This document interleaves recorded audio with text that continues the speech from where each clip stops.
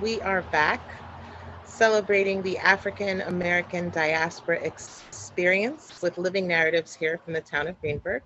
I'm Tina Harper with the Department of Community Resources, and our guest today is Ms. Barbara Perry, first commissioner of the Department of Community Resources and the first African American and first female commissioner in the town of Greenburgh. Barbara, we are honored to have you as our guest today. How are you?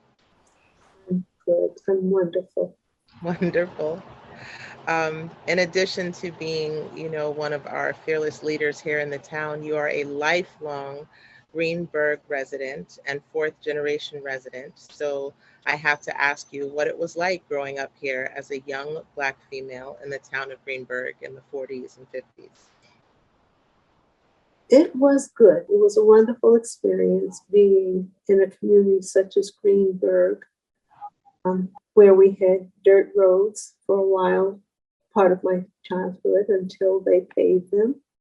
It was good, and I went to a school, School 3, that was my grammar school, and where mostly African-American children from our community, we walked there. Tarrytown Road. It was quite an experience. There were 2 elementary schools in our town, and there was a school on the other side of Route 119 where it was integrated. But this side where I was, which was on the north side of Tarrytown Road, was predominantly Black. And then after that, we went to the junior high school, which is now an elementary school. We went there for our junior high and then on to White Plains High School, where I graduated. How was it? We had fields, we had private homes, we didn't have apartment buildings. We had one apartment building that I can recall on my side of the street, and it was called Perry's Flat, and that was the apartment building that I remembered. But most of the buildings were single-family buildings, homes rather, and most of them were owned by African-American people. There were Italians in our community as well. But what was very interesting is that, and we didn't understand at the time, there were white children on our side of the town in our community. However, they went to the other school, which was more integrated, where there were white children. And that was part of de facto segregation in the school system.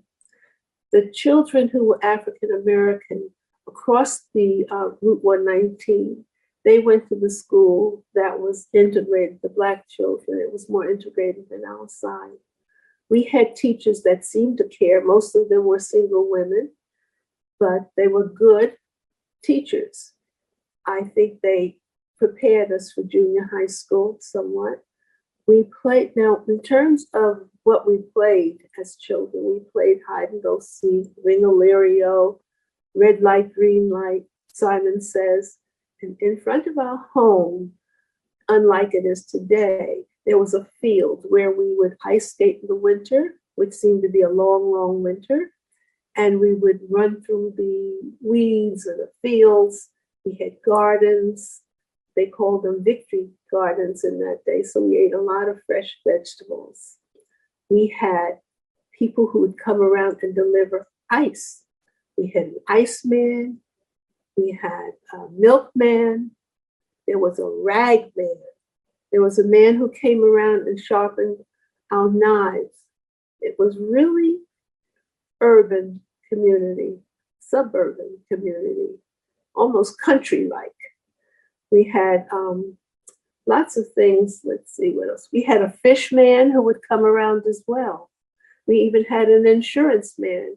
And I recall that it cost 10 cents a month to insure the children. And I remember, yeah, it was strange.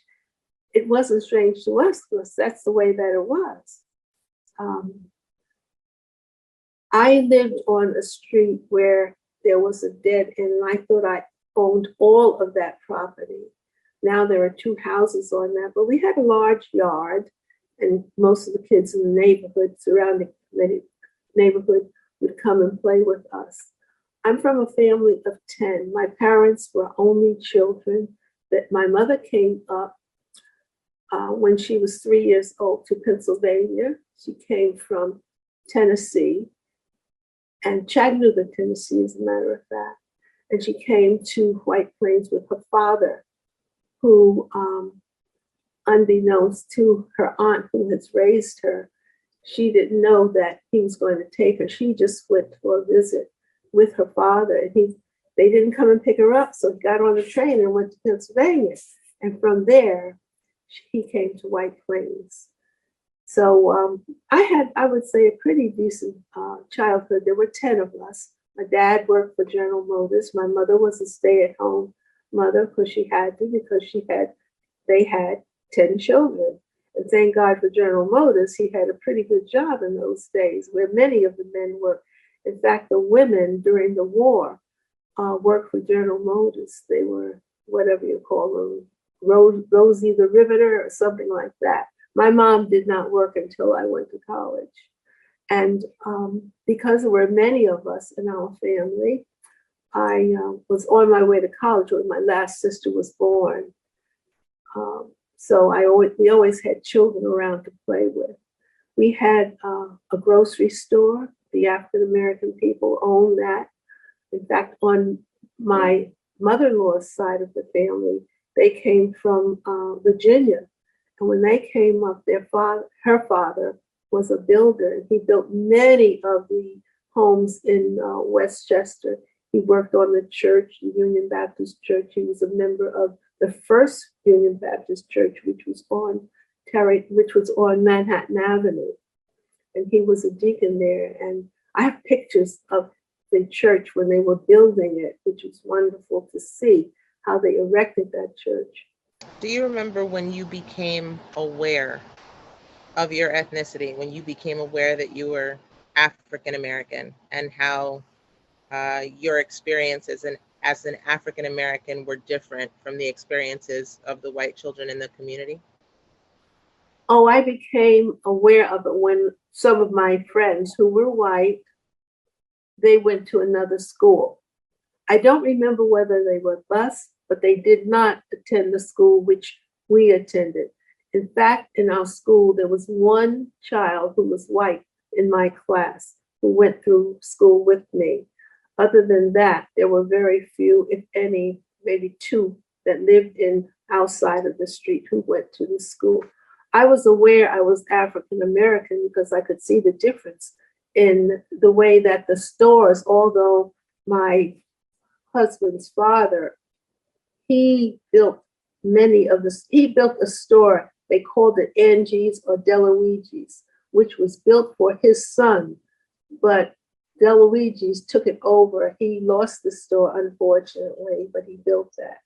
His father, my husband's father, built a lot of the buildings in Greenburgh and Elmsford.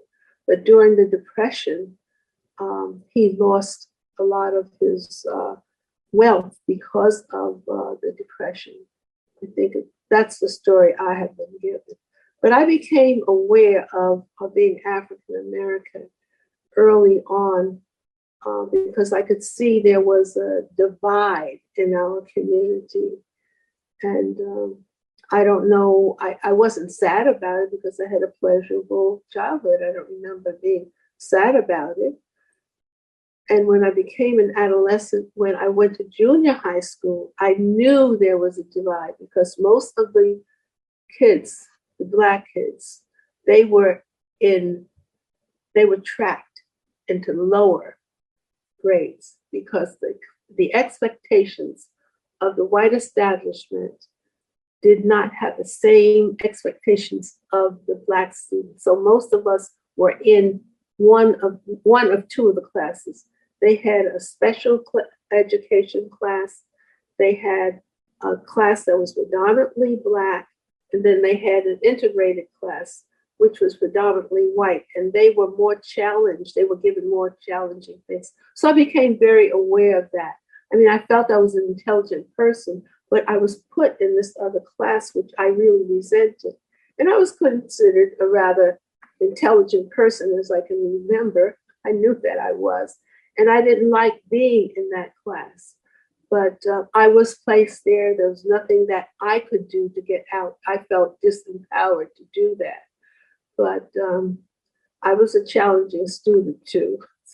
I remember organizing my class because I felt it was unfair that the spelling teacher said you get 100% or zero.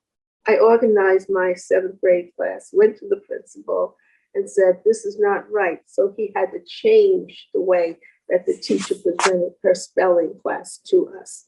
So she did grade us according to what we did in the class. But I know she was expecting us to do better, and I can appreciate that today, but I didn't feel good about it at the time. So I think that's where I had my spirit from, got that from challenging people and challenging teachers. But anyway, that's the way that it was. My adolescence was good. We had a corner where the guys would hang out, so to speak, and where some of the older men, they kind of hung out on the corner. We had a beauty parlor, we had stores, many of those stores were owned by African-American men and women. We had a cleaner, we had a deli, there was a pool room, there was several bars in our community. We even had a fish store. Even though we had the fish man that delivered it, we had a store that was a fish store. But it was a beautiful country kind of feeling that we had because we grew our food, we shared our food. I remember we always had a car, although there were a lot of kids in our family. We always had a place at our table for some of the neighborhood kids.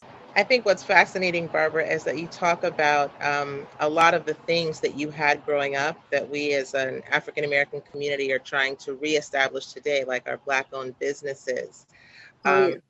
Can you think of anything that the African-American community in Greenburgh was challenged with at the time that you were growing up, since they had grocery stores, which we're trying to replace, and Black-owned businesses? What was something that the community then was seeking to help empower the African-American community in Greenburgh?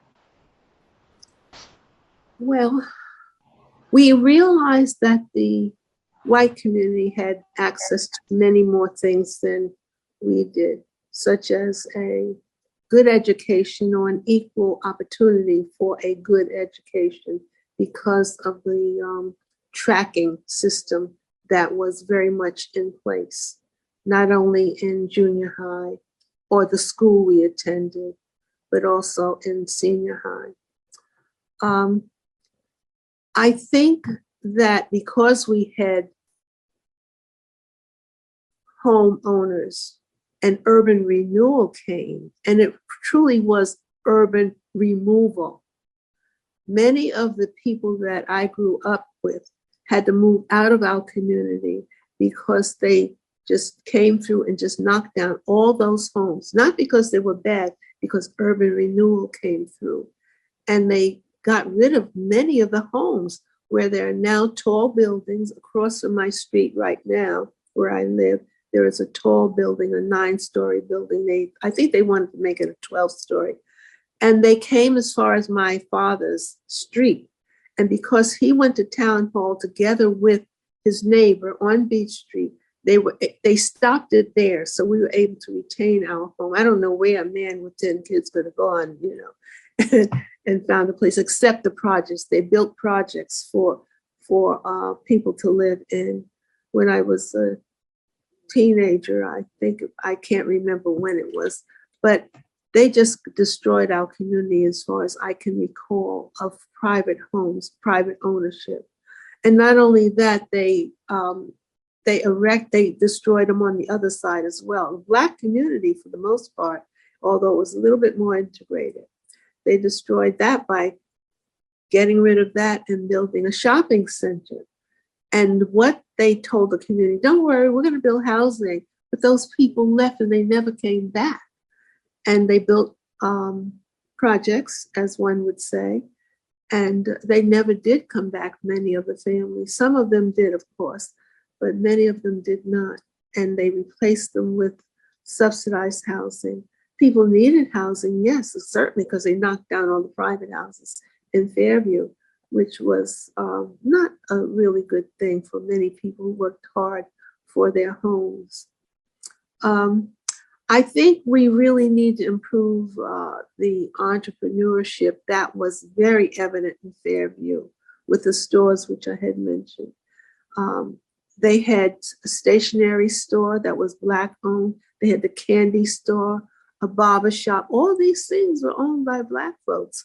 And the Black people that owned places, then they were replaced sometimes by white people. So those are the things that that sadden us at the time, that was gone and not really replaced. And when they built the shopping center, there was one entrepreneur that moved in. I think it was called Tasty Freeze, and they're now gone. So there were no Black folks in any of those stores at Crossroads Shopping Center, as I can remember. And that there was, I guess Tasty Freeze was the one that I recall. So that was not a good thing. So, and there are other things too we didn't have. We didn't have paved streets when I was a girl. We had dirt road. It stopped at a particular place. You know where the community center is, a block, 2 blocks down, it was dirt. I grew up on a dirt road street there in Greenburgh until I was in, I guess, junior high. And that, when you're young, 10 years is a long, long, long, long time. So that was something that I was wondering, why did we have dirt roads? And the other side of the street, their roads were paved for the most part. So that really was quite disturbing to me. We were not bused until we went to high school. We walked to Bailey. People walked to school. They were neighborhood schools too. So when we went to high school, we were bused to White Plains High School, as we did not have a high school. But fortunately, we finally did. They built Woodlands. That was after I had graduated, which was wonderful too. As the economics of the community changed and some of those Black-owned businesses started closing and the housing was taken away, do you remember any of your personal friendships being affected? Were any of your friends forced to relocate or move, or your siblings' friends? Yes, well, some of them did move. They did lose their houses and they did move. But where I lived, it was a small neighborhood. Most of us we stayed where we were, but there were other people who were not my friends necessarily, because we played in little groups in our particular little area. But they did not move for the most part. They stayed where they were. But other people in Fairview, they were just all over the place. Some of them went to, I guess, Mount Vernon or Yonkers or neighboring areas. But many of them did come back. Some of them never did come back. Yeah. But in terms of the economics, my mother always said we were poor, but we said, no, we were middle class. Those other people were poor because we had everything. We ate, we had a house. We had a 13-room house with 3 bathrooms. It was, because there were so many of us, my dad fortunately bought a 3-family house, which he kept converting until we took over the whole place. So we were good. We always had a car and we always had room for another kid in it. I don't know how we did it, but we went to the drive-in theater, which was wonderful. So we had what we thought everybody else had. And I remember the church bringing a basket of food to us at Christmas time with some clothes. We told our parents, send it back, send it to that family down the street. They need it. We made them send it back because that was the feeling that we had. We were entertained by the radio. We'd sit around and listen to the radio. And my kids would say, well, what did you look at? We looked at the radio. We sat, all of us as a family, listening to the radio. And Mom would read stories to us. And she sat at that table and read Shakespeare, which was phenomenal. I didn't know, but she was reading Shakespeare because she liked that. And she would sit down with us and do the homework. I mean, when I went to high school, she was able to help us with algebra and geometry, all of those things. She was a bright woman, and we benefited from that because she made sure that we got our homework done. And later on, I have to tell you this, as I worked at the community center, my mother taught, she taught physical education to the seniors. I didn't have a physical fitness instructor. So I said, Mom, I'm going to the library and I'm going to come back and teach you to be our physical fitness educator. And she did. And she was so bright that even though she didn't go to high school or she went to high school, she didn't graduate. She taught math in the county jail. So we did benefit from her brain, really. So she passed it on to most of us. I went to a college. I graduated and went to college, and I don't know how she did it because my sister was one. She was just born in July. I graduated in June. My sister was born in July, and I was all off to college in August. I don't know how they did it, but they were able to do that. And most of us have had more than just the, we had beyond high school education, most of us. So we did pretty good as children. Now, as I was aware of the color of my skin, and also there was colorism in our school, because I remember we had a May queen every year, and the May queen was always a lighter complected person. The court could be any color, but the May queen in all instances. So not only was I aware of the racism that existed in our town, I was also aware of colorism in our community. And it may very well have been because my teachers, with the exception of one, was a white teacher. We had one Black teacher in our school. So I was aware of that too. And I wondered why we didn't have any teachers that looked like me, except for one. Well, I did grow up and I became, first of all, I was looking for a job, couldn't find a job. I got married, couldn't find a place to live. That was the other thing too. We looked for, although we were both professionals, we could not find a place to live in this town that was suitable to us. We looked in White Plains, we looked in surrounding areas, but we were not invited to many of the apartments that were available to us. We did find, we went to the Bronx and we came back, my husband and I. We came back and we found a place to live in someone's home. And eventually I went to the Edgebrook Cooperatives, which is off of Hillside Avenue. They didn't want us there either.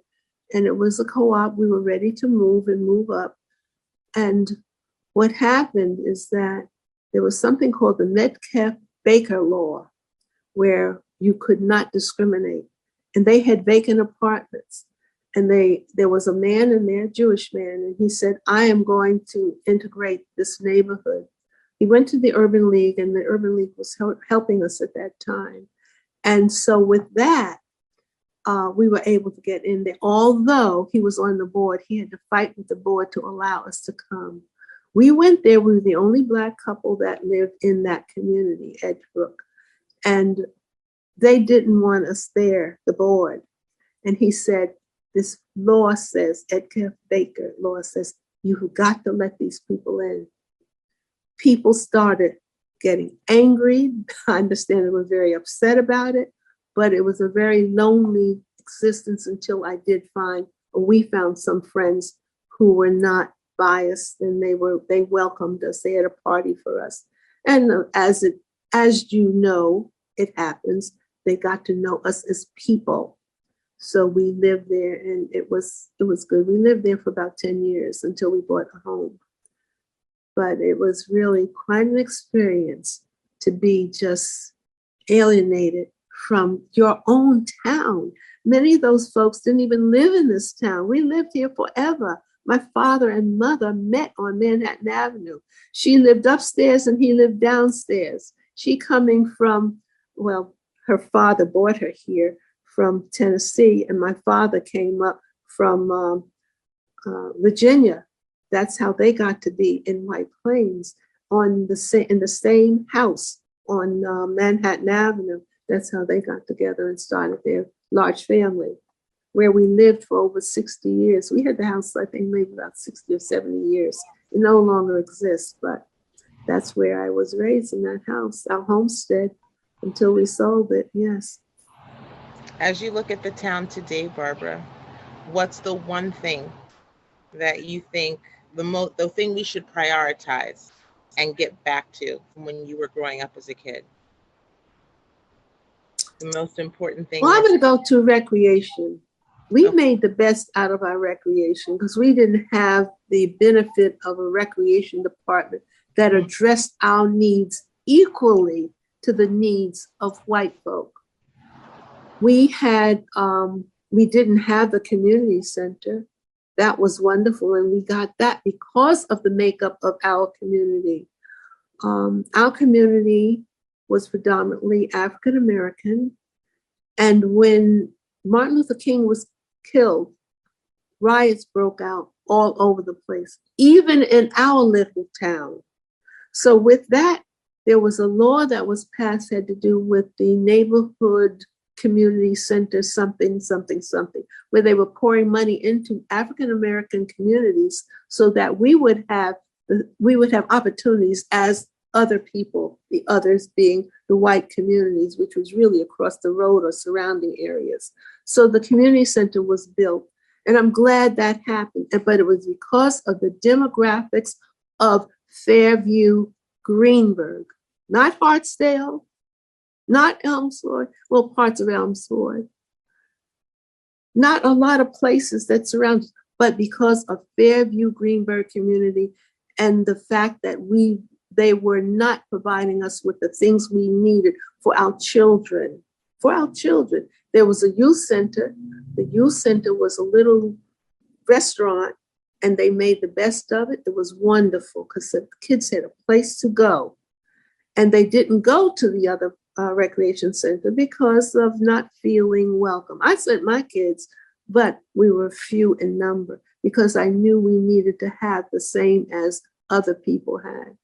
And but anyway, that's the way that worked. Yeah, and as a result of time and my working for the recreation center for 18 months, they had a camp that for the most part was a white camp. They didn't have too many Black kids. And I went to the commissioner at the time and I said, I see your camp, but there aren't too many people that look like me in this camp. There was a woman who was over the camp who happened to have been African American. Now you can tell this, but this is the truth. I was there and I was looking around. There are no Black kids in this camp. Now I know what I'm going to do. I'm going to do a recruiting.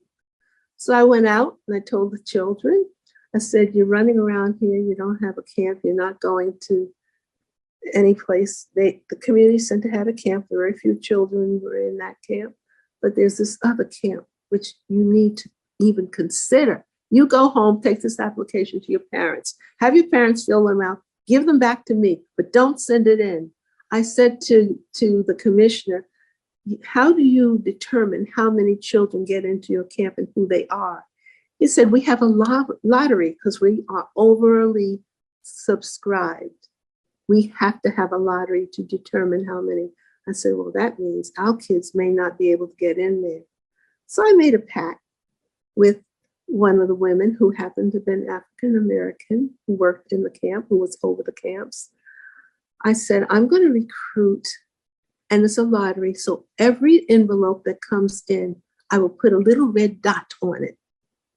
Every child got into that day camp. So that's how it was integrated. Wow. So a lot of those things happened in this town in order to diversify, because we didn't have the representation that we needed. Fortunately, we began to get people in that camp, and some of the children came to the camp at the community center. But the community center was built because we were not able to, across this nation, to have equity. And so there were community centers all over the place. They were built with federal funds and state funds, with the town agreeing to provide the funds to keep it running. That's how we were in partnership with the town of Greenburgh. That's the story of the community center. And I came back after that, where I started working again with the town of Greenburgh and being a commissioner, I worked at the center, by the way, because I was out of a job. My husband had just lost his job. So I went to Ted Young and I said, I would like to work. I see you have a playground here. Can I work? So I went up to that playground and I worked there. I was just watching over the kids. I said, you got some seniors down here. Let me go down there and work with them. Went to the library, explored it, wound up developing programs. And then I became over all of the programs at the community center, which was a great opportunity to me to grow. And it expanded many of the programs there. I mean, we had so many, and we did things in cooperation with the Greenburgh Parks and Recreation Department. We had access to the pool. We bused our children to the pool. We had swimming every day in our camp program. But it grew, it really grew, and I was glad to do that. We went out on a bullhorn, recruiting kids to come to the camp. We grew from 200 children to 526 within 2 years. So many of the children began to come. So I'm glad that we were able to do that. It was really wonderful. Yeah. And then, of course, we had a senior program. I said to Ted, got a senior program down there. I'd like to see what I can do with them. So I taught arts and crafts. I taught reading, all kinds of things, how to make all kinds of things. We had an acting program. We did marvelous with very little money.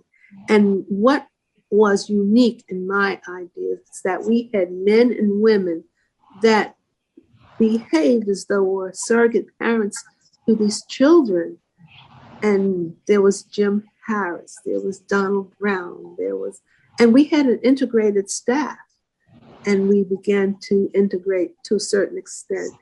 But it was a community center and they wonder about parking because it was a community center that people walk to, because people don't understand why their parking lot is so small, because it was a community center, Fairview Greenburgh Community Center.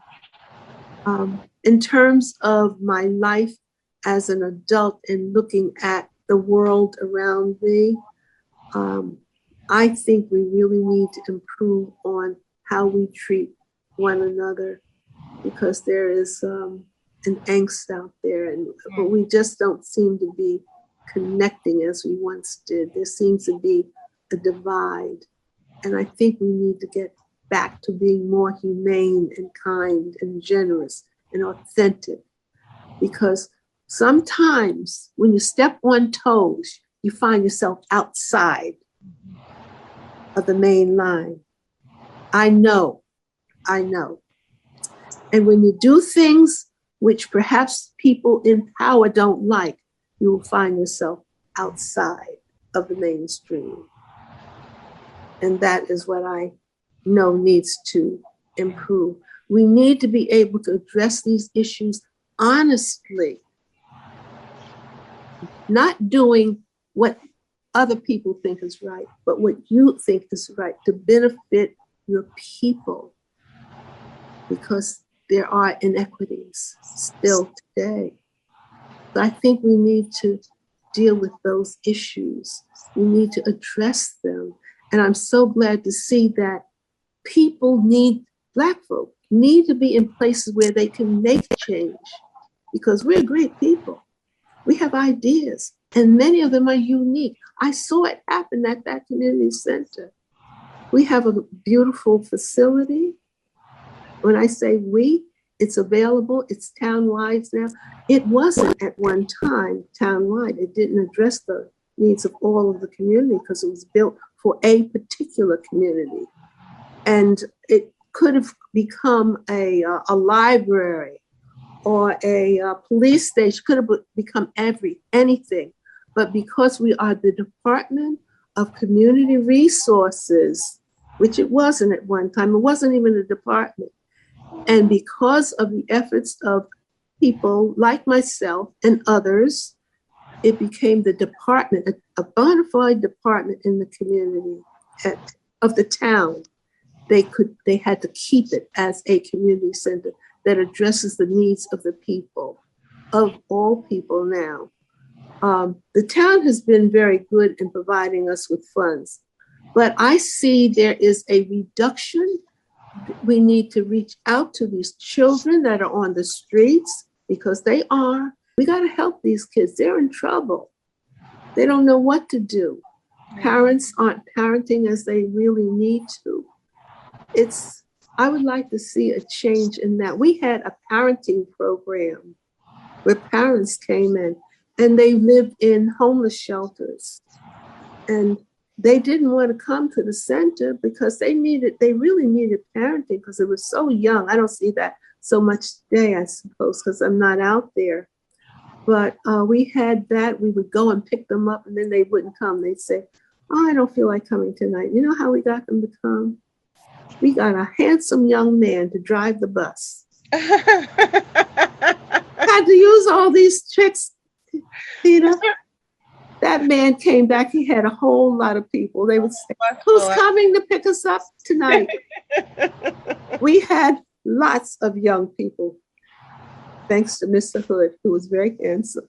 Barbara, we thank you for your time today, but we also thank you for your leadership and your service. And I just hope that those who are in leadership today in the town, and of course at our town departments, can follow in your footsteps and truly leave an impression the way that you have on this community.